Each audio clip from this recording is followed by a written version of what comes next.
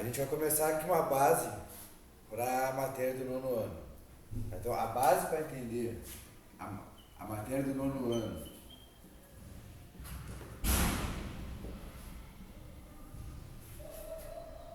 Revolução Industrial, tá pegando bem. Que é o século XX e o século XXI no mundo, é a Revolução Industrial. É um processo econômico. O que foi a Revolução Industrial? Está lá no texto, tu copiou, né, Bruno? Tu falou? Revolução Burguesa, Revolução. Está nesse texto que tu vai copiar depois, Débora? Para copiar isso? Para copiar. Porque a Revolução Burguesa é para tu responder essa questão. É um texto mais sintetizado. E eu avalio vocês pelo caderno também. Eu tenho que fazer algum tipo de avaliação. E eu não sou de ficar fazendo uma avaliação muito por baixo, não. Então, assim, o caderno é algo, é o ponto mais fácil que eu considero. Que é só copiar. Não tem mais nada, só copiar. Então, eu avalio também, não passo tanta coisa, mas o que eu passo tem que copiar. Então, a Revolução Industrial é um processo na economia, uma revolução na economia. Por quê? O que significa a Revolução Industrial? Um aumento, novas tecnologias que vão levar a um aumento da produção. Basicamente, é isso que eu preciso que você saiba. Eu vou explicar aqui o porquê que isso ocorreu, mas não quero que vocês decorem isso, porque isso é uma matéria lá do início de oitavo ano. O oitavo ano foi bem complicado, começou lá pela sexta, sétima aula, então eu tive que encolher muitos conteúdos, que é mais importante. Por que aconteceu a Revolução Industrial? 3 fatores. Primeiro, liga só aqui. Primeiro, a burguesia, os comerciantes, eles começaram a ficar ricos. Da onde que vinha a riqueza dos caras? Primeiro, do comércio que eles faziam dentro da Europa. A Europa passou por muito tempo com os campos meio violentos, muito banditismo.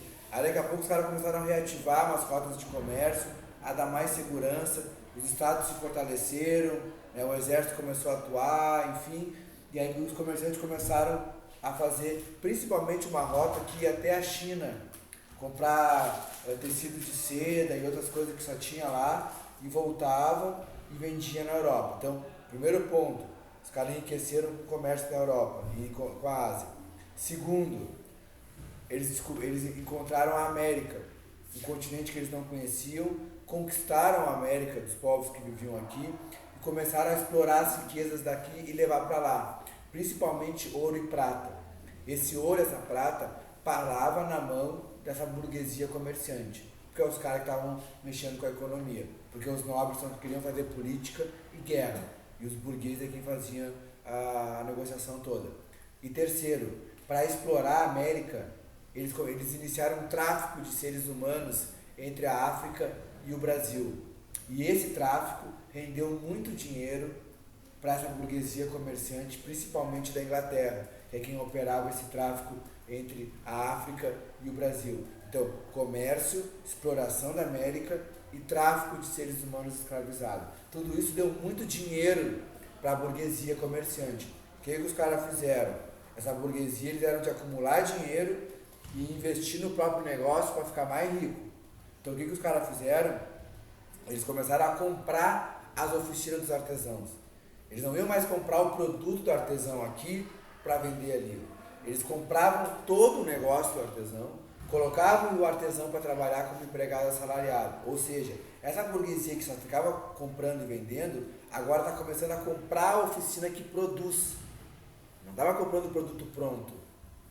E aí eles vão colocar o preço que eles quiserem, não vai ter o custo do artesão, o artesão não vai mais vender o produto, ele vai ser um trabalhador assalariado agora. E os caras compram a oficina.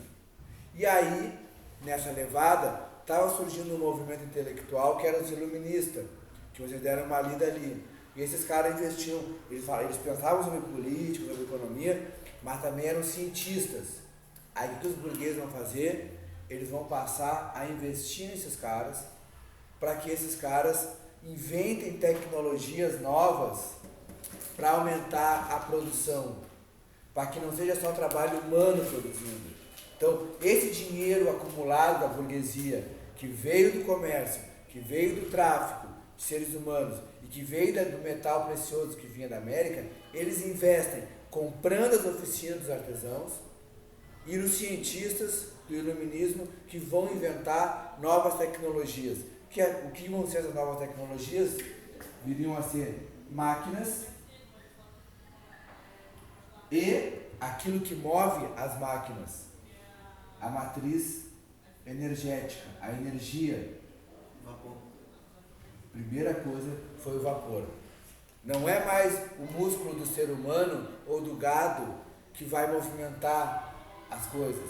Eles vão inventar um jeito, primeiro vai ser o vapor, queimando o carvão, a energia que é liberada pela queima do carvão vai movimentar a máquina e ela vai produzir sozinha. Pô, aí vocês imaginam como que vai aumentar a produção, porque uma máquina produzindo sozinha não é uma pessoa, né, que cansa, que tem que ser paga, né, salário, enfim. Aí depois do vapor vai vir um motor de combustão, né, que é tu colocar o combustível e a explosão daquele combustível vai movimentar a máquina, que é basicamente o princípio do carro que a gente conhece hoje. Tudo isso é a invenção da Revolução Industrial. E por fim vem a energia elétrica. Então as três matrizes energéticas que são inventadas ali vão fazer o quê? Vão aumentar a produção. Aí os caras vão ficando mais ricos. Aí aquela oficina, que antes era um negócio desse tamanho aqui, com um mestre artesão, um aprendiz, vai se tornar uma propriedade do burguês. Ele vai investir em tecnologias, vai criar máquinas, vai ficar mais rico e vai ampliar. E aí daqui a pouco não é mais uma oficina, é uma fábrica, é uma indústria do tamanho dessa escola, com um monte de máquina e pessoas trabalhando em cima daquelas máquinas. Isso vai ser uma grande revolução na história econômica da humanidade, porque vai aumentar a produção. Agora, isso vai ter duas consequências que vão impactar e vão formar o mundo como a gente conhece hoje. A primeira consequência disso, quem é que vai trabalhar nessas fábricas? Gente que passa fome, pobre, sei lá. Também, mas principalmente você tem que ter em conta que naquela época a maior parte da população era camponesa. Deixa eu ver que hora é. Só um pouquinho, um detalhe, para relacionar com a matéria dele. Faltava uma coisa na burguesia. Eles tinham dinheiro, eles tinham os meios de produção, mas uma coisa eles não tinham ainda, que era o poder político. Então os caras estavam ficando cada vez mais ricos, ainda com a indústria e tal, e eles não podiam criar as leis, eles não tinham o poder do Estado para investir na economia e criar uma lei que facilitasse o desenvolvimento econômico. Aí vem a Revolução Burguesa. Aí essa galera que já era rica, mas não podia fazer parte do governo, mete o pé no Estado e passa a espada nos nobres.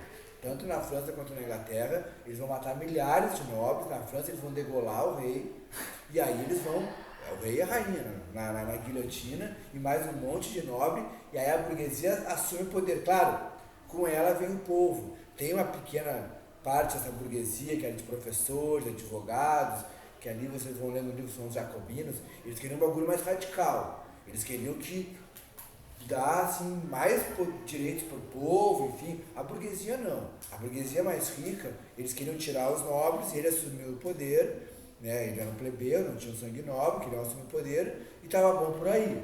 Mas veio uma parte pequena da burguesia, de comerciantes pequenos, advogados, artesãos, que queriam que o povo pobre tivesse mais papel dentro do Estado. Bom, isso aí é uma outra coisa.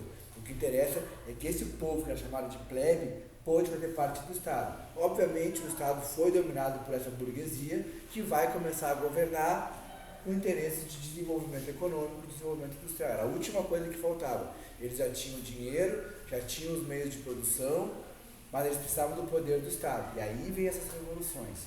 E o que muda, vou dar a dica mais uma vez, mas não quero que escreva agora, porque não estou escrevendo o que eu estou falando. O que muda é isso. Muda quem estava no poder, não é mais aquela nobreza. Agora o Estado se abre para a participação do povo. Obviamente que a parte do povo mais rica é quem vai exercer o poder de fato. Mas mudou as relações de poder que existiam. Agora não é um pequeno grupo pertencente a uma nobreza, com um rei, que governa todo mundo. Agora as pessoas podem, mesmo que seja difícil, tu pode escolher alguém do povo para te representar, um deputado, ou às vezes até um presidente. Tu queria falar? Ah, tá. Eu queria saber se a Revolução Industrial começou só depois da Revolução Burguesa. Ela não começou depois da Revolução Burguesa, mas assim, na Inglaterra, na real, que foi o primeiro lugar, sim, ela começou a ganhar força depois que os burgueses tomaram o poder. Na França, como demorou mais tempo, em outros países, a indústria já vinha acontecendo, mas para dar aquele salto definitivo, tinha que a burguesia tomar o poder. Mas se a gente fosse assim, a nível de Europa, sim, porque a Inglaterra foi o primeiro lugar onde aconteceu uma revolução burguesa, e ali não tinha ainda bem acontecido a Revolução Industrial. Então precisou sim a burguesia tomar o poder para dar esse impulso que estava precisando. Em outros países, aí a indústria começou na Inglaterra, em outros países, embora em muitos países ainda a nobreza estivesse no poder. Tu pega o caso da Rússia. A Rússia chegou há 100 anos atrás, ainda era uma nobreza que estava no poder. Os Romanov. Era uma família que era a mesma família há 300 anos governando. E assim, claro, não eram as mesmas pessoas, né? Pai que passava pro filho, que passava pro neto, só que lá não foi os burgueses que derrubaram eles. Lá foi os trabalhadores. Aí criaram um Estado socialista, aí é uma outra coisa que a gente vai ver aqui na parte do século XX. Mas vamos voltar aqui. Revolução Industrial. A maioria do povo naquela época vivia no campo. No campo, era camponês, agricultor, não existia indústria. Aí quando começa essa indústria, lá na Inglaterra, os caras nobres vão começar a cercar os campos e expulsar os camponeses de lá. Os camponeses migram para a cidade, porque os camponeses moravam nas terras dos nobres, e eles tinham que ficar trabalhando, entregando uma parte da produção para o nobre. Aí o burguês vai entrar na mente dos nobres lá na Inglaterra, porque vai ter mais daquele acordo, vai dizer, cara, expulsa a galera daí, até porque a gente está precisando de mão de obra, cerca o campo, e só bota para trabalhar aí por salário. O cara vem, trabalha, planta e vaza. Não tem aldeia de camponês como existia antes.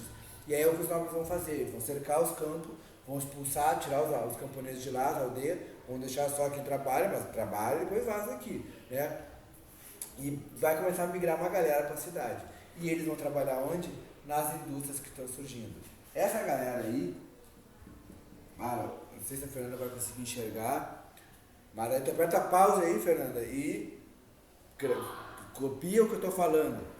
Formação, ela está bem alta aqui o pessoal da aula, do proletariado. É uma nova classe trabalhadora. Formação do proletariado. Eu quero que tu copie essa parte aqui, Fernanda.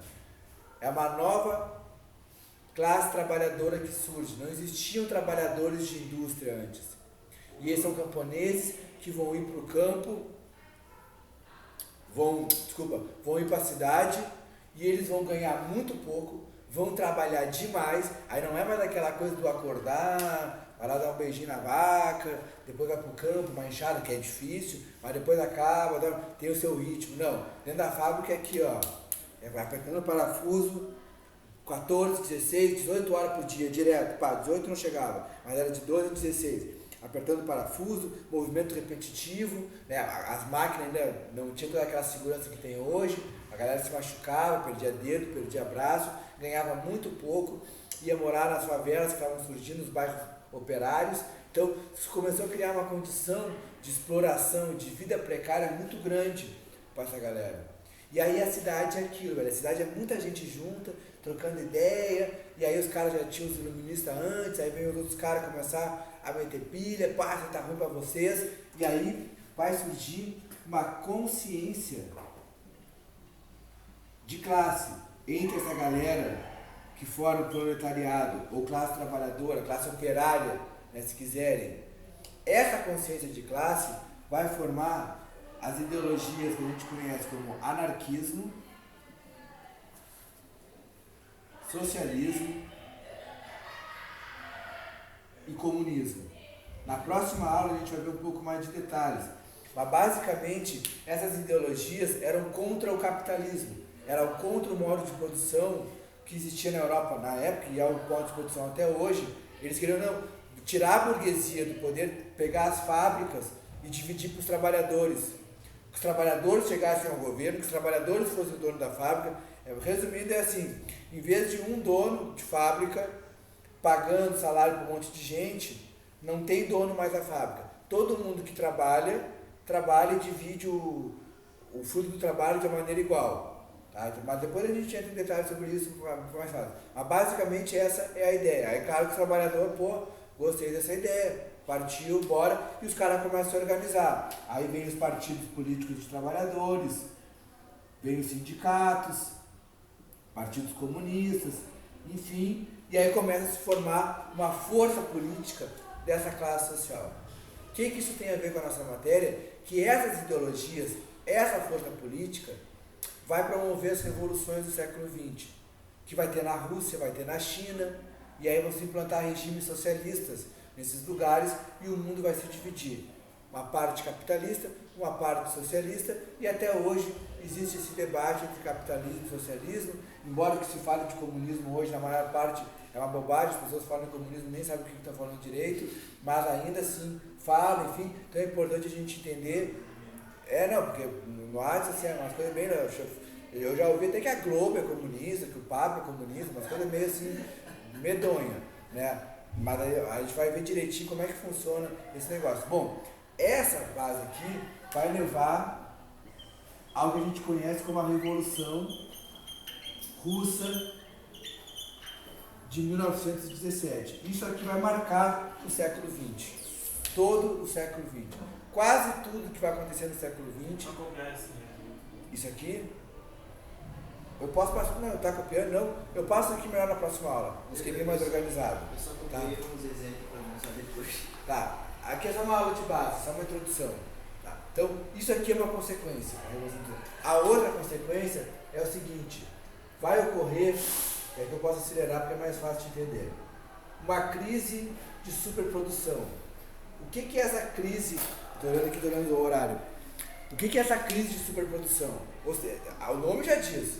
Os caras vão vender, vão produzir demais, e aí o que vai faltar na Europa? Compradores, não tem gente para comprar tudo aquilo ali, e mercado, matéria-prima dentro da Europa. Vou dar um exemplo de casa. Imagina que você tem um negócio que vende limonada. Aí vocês falam que tem a árvore de limão na casa de vocês. Vocês vão lá, colhem o limão, espreme o limão, bota na banquinha para vender, o pessoal da rua vai ali, compra e o negócio vai indo. Só que até aí um dia tu compra uma máquina de espremer limão. Pô, aí tem a máquina, tu pega o limão dali, ela espreme muito rápido, produz muita limonada, não dá tempo de crescer mais limão. Não tem mais, porque tu produziu tão rápido, tu amassou tão rápido aqueles limão, por causa que tu tinha uma máquina, que não tem mais limão na árvore. E ao mesmo tempo não tem tanta gente para comprar aquele monte de limonada que tu produziu em pouco tempo. Então falta matéria-prima e falta mercado consumidor. O que os caras vão fazer para resolver isso aí? Aí depois a gente vai ver o conceito de império na próxima aula. O imperialismo, que é o quê? Eles vão invadir a África. Os caras arrumam a solução, depois quebra a ruma da solução. Eles vão invadir a África e a Ásia para explorar a matéria-prima desses lugares.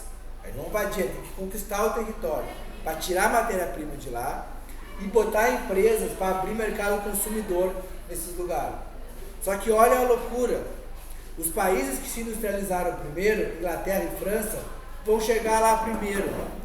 Dois países que se industrializaram depois, Alemanha e Itália, quando chegarem lá, os melhores territórios vão ter tomado. Aí o que vai acontecer? Vai entrar no século XX com a Alemanha, com França e Inglaterra de um lado, brigando contra a Alemanha e Itália por territórios na África e na Ásia. Isso é a Primeira Guerra Mundial, que começa em função de uma crise de superprodução por causa da Revolução Industrial. Então, esses dois fatores aqui vão explicar quase tudo que acontece no século XX. Na próxima aula eu vou retomar com calma esse quadro aqui, para que vocês copiem. Vou dar mais uma explicação rápida, porque isso aqui é essencial, tão essencial quanto os conceitos do dicionário para o nono ano. Essa é a base. Entendeu essa base, entendeu todo o resto, daquilo que eu considero importante.